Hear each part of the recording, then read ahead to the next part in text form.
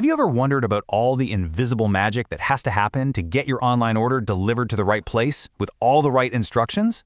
Well, today we're pulling back the curtain on one of those unsung heroes, SAP Text Determination.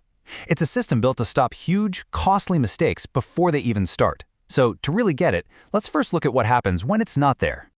It sounds like such a small thing, right? A single line of text. But when that one little note goes missing, it can bring a super sophisticated billion-dollar logistics network to a grinding, screeching halt. Okay, picture this. A truck, carrying something really time-sensitive, pulls up to this massive distribution center. The clock is absolutely ticking. But disaster. It's at Dock A, and all the specialized gear needed to unload it? Yeah, that's way over at Dock B, clear on the other side of the complex. And just like that, you've got chaos. So what caused this whole expensive mess?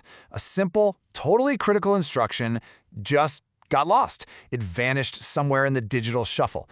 The note existed, but it didn't travel with the order. It's the definition of a communication breakdown. And look, this isn't just some made-up story.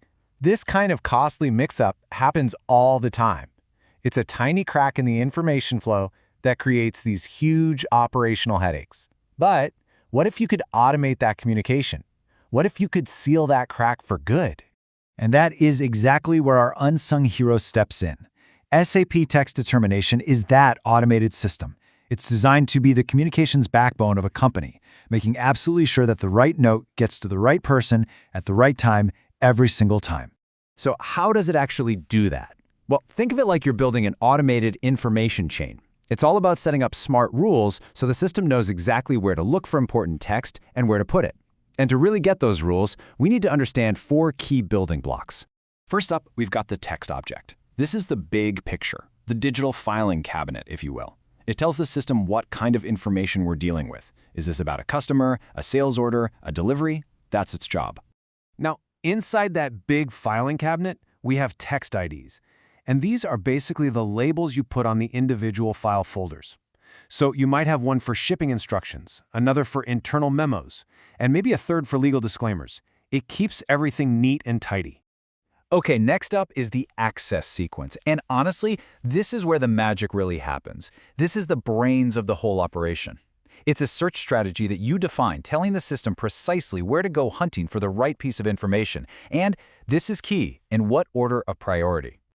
And finally, the 4th piece is the text procedure. Think of this as a container that just bundles all the right text IDs together for a specific situation. So a really complex sales order might need 10 different kinds of text, right? But a simple price check might only need 2. This procedure makes sure only the relevant text fields even show up. So let's make that access sequence thing a bit more concrete. A typical search strategy might go like this. Step 1. The system first checks the specific delivery address, the ship to customer. If there's nothing there, no problem. It moves to Step 2 and checks the main customer account, the sold to. And if it still comes up empty, it goes to Step 3 and just slaps in a standard default company text. It's this beautiful, tiered logic that guarantees the right note is always found. Okay, so we've set up the rules for how to find the text when a new document is created, but what happens after that? As the document moves through the whole process, from an order to a delivery to an invoice. Right, and this is a really important distinction to make. Think of it like this. The access sequence is like the librarian. Its job is to find the original source of the information from the master files when that order is first created. But after that, a different system called copy control takes over, and it acts like a perfect photocopier, making sure that original text is flawlessly duplicated onto every single document that follows. The whole thing really is like an information relay race. The sales order grabs the baton, that critical text from the customer data, then it passes that baton perfectly to the delivery document, and the delivery document carries it all the way across the finish line to the invoice. And with a system like this, that baton is never dropped.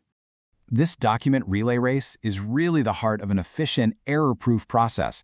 I mean, when it's set up the right way, that critical information just flows automatically, exactly where it needs to be, no questions asked. So let's go all the way back to our poor truck driver stuck at the wrong dock. With a properly configured system, that little note, use dock B, would have been automatically snatched from the customer's shipping data the very instant the sales order was created. The problem would have been solved before anyone even knew it was a problem. You see, getting this right isn't just about preventing mistakes. It's about building a supply chain that's smart, robust, and reliable. So let's go just one level deeper and pop the hood, so to speak, to see how the experts troubleshoot and manage this really powerful system. When a piece of text doesn't show up, experts have a pretty standard checklist. Is the text just missing? Well, a super common reason is a language mismatch. The note was saved in English, but the sales order was created in German. Or what about this weird one? Old orders are changing by themselves. That's almost always a single checkbox, a little reference flag that needs to be switched off so the document saves its own copy of the text. And here's a really cool little technical detail for you. This text data isn't just stored in neat rows and columns like other data. To save a ton of space, it gets packed away into these things called compressed binary clusters. And what that means is you can't just browse it like a normal database table. So, how do you get to it? Well, developers and the real tech experts have a universal key. It's a special program called Read Text.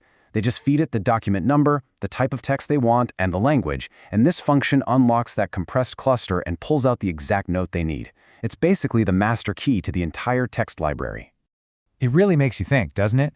This one seemingly tiny, invisible system is a critical cog in a massive global machine. And it just begs the question, how many other invisible systems like this are out there, quietly making sure the entire world of commerce runs smoothly? It's definitely something to think about. Thanks for tuning in.